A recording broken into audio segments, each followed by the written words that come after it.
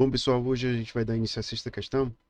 E nessa sexta questão a gente queria dar destaque a uma técnica pouco conhecida, pelo menos pouco estudada, que é o caso da fórmula de Heron. Tá? Eu não me preocupo muito com as pronúncias. Eu acredito que a pronúncia mais adequada para nós, falantes de língua portuguesa, seria Heron. Mas, independente da pronúncia, vamos para a questão em si. Bom, é o seguinte.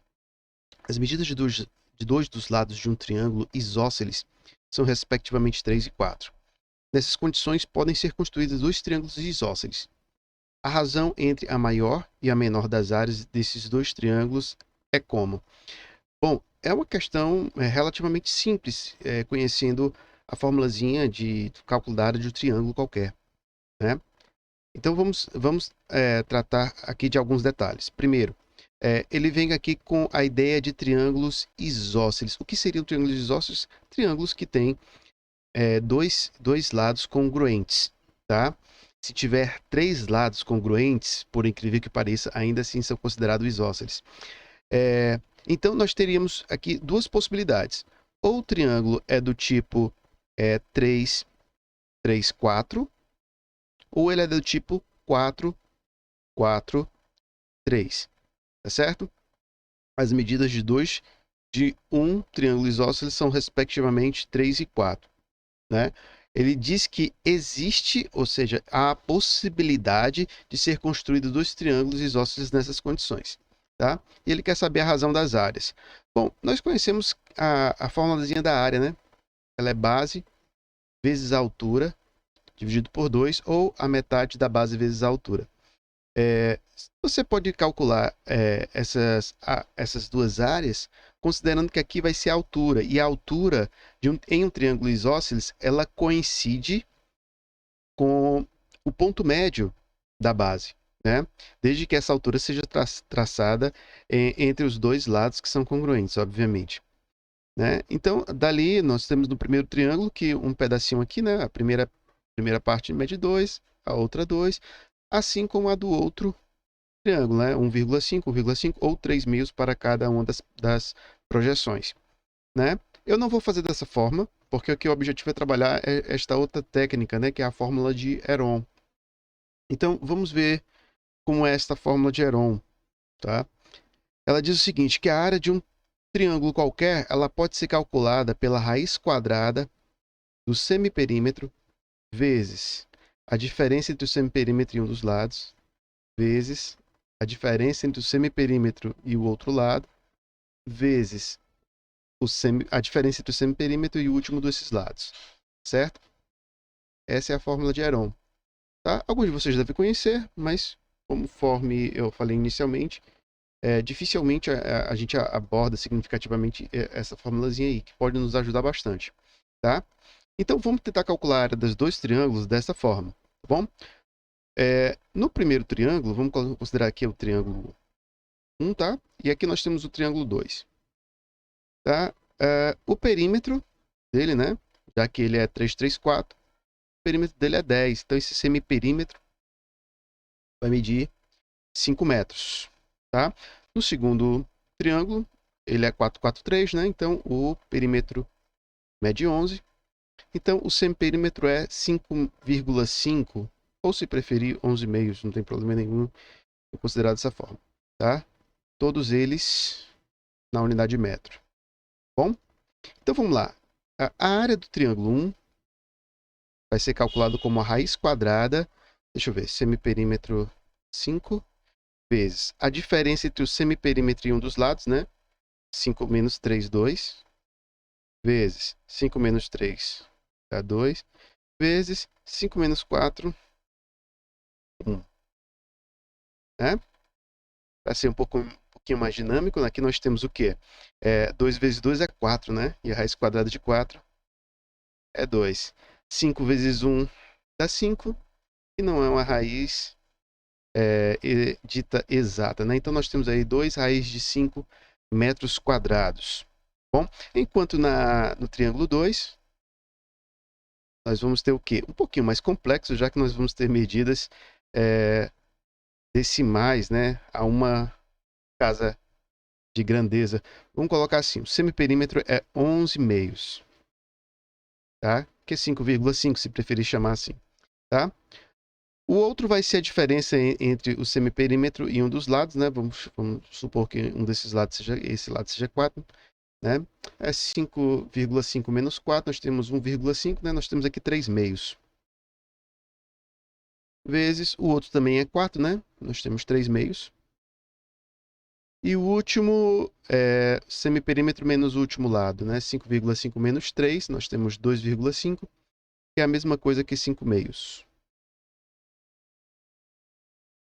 Ok?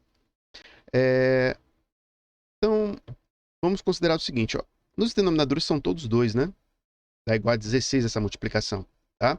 Então, nós teríamos uma coisa mais ou menos não, exatamente assim, tá? 11 vezes 3 vezes 3, 9, vou multiplicar, vai fazer sentido, prometo, vezes 5, e na parte do denominador, 2 vezes 2 vezes 2 vezes 2, 16, tá?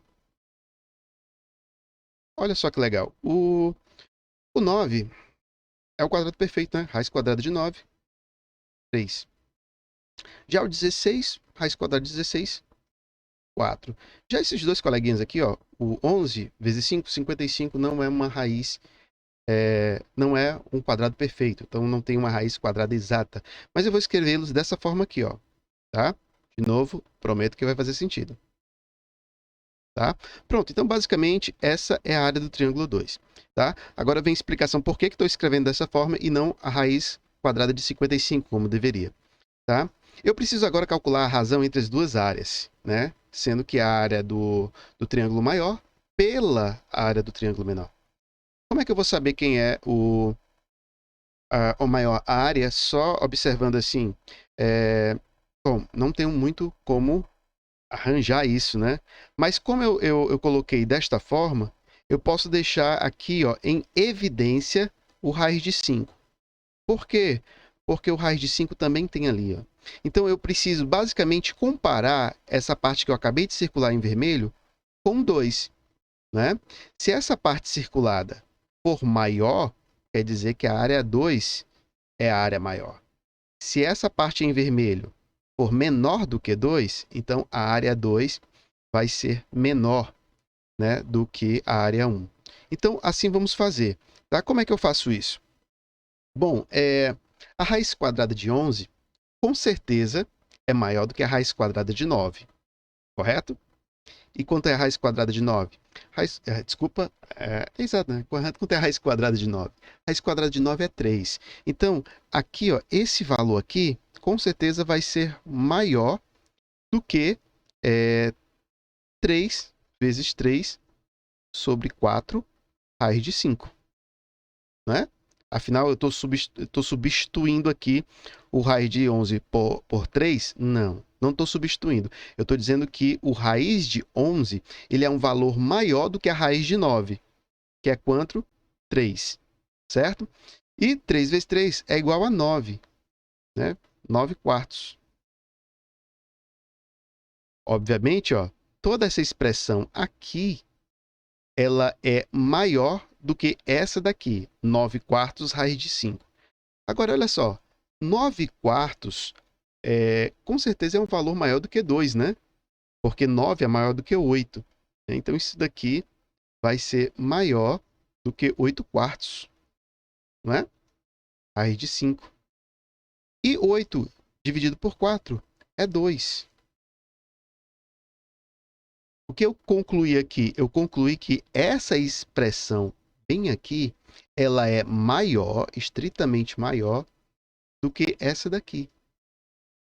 Pronto, agora eu já sei quem é a maior área. A maior área é a do triângulo 2.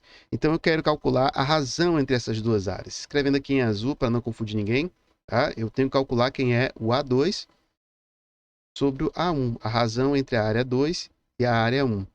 Tá? A área 2 é 8... Desculpa mesmo. 3 sobre 4 raiz de 11 vezes a raiz de 5. Por que eu continuo escrevendo dessa forma? Por causa disso daqui, ó. A área 1 é 2 raiz de 5, e neste caso eu posso cancelar aqui, ó, o raiz de 5 com raiz de 5. Ficou um pouquinho mais simples, né? E só lembrando, né? Divisão de frações, na verdade, o que é que a gente faz?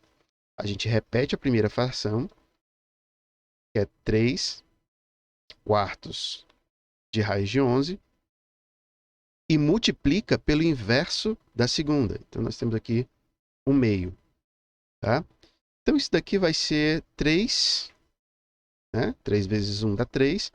4 vezes 2, 8. Repete aqui o raiz de 11. Tá? Nós temos aí a resposta final, 3/8 da raiz de 11, né? E quanto é 3/8? Eu não sei de cabeça, deixa eu ver aqui. 3 dividido por 8, 0, para acrescentar o zero aqui, né? Então, 30 dividido por 8 vai dar 3, né? Porque 3 vezes 8 é 24. Para chegar em 36, já tem a vírgula, acrescento 0. Isso aqui vai dar 7, né? 7 vezes 8, 56. Para 60, vai sobrar 4, já tem vírgula 0. Então, vai dar 5. Então, é 3, desculpa, melhor dizendo, 0,375 raiz de 11, né? Ou seja, a alternativa correta aqui é o item A, certo? Eu trouxe essa questão, desculpa, eu trouxe essa abordagem justamente para que a gente possa pensar, né? Qual é a técnica que eu vou usar. Você pode usar a da fórmula habitual, né? E de repente pensar, não, essa aqui é a mais rápida, né? Essa aqui é a mais fácil, né? Contanto, essas questões de vestibular, ela pede um pouco de velocidade nos nossos cálculos, né? A minha sugestão, até uma sugestão meio, sei lá, meio retrógrada, bota no reloginho, tenta resolver utilizando a fórmula usual da área e depois calcula o seu tempo fazendo por este método. E depois você verifica qual das duas formas é a forma mais rápida e tenta adotar ela, vai praticando, tá bom? Essa é a minha dica. Valeu e até a próxima.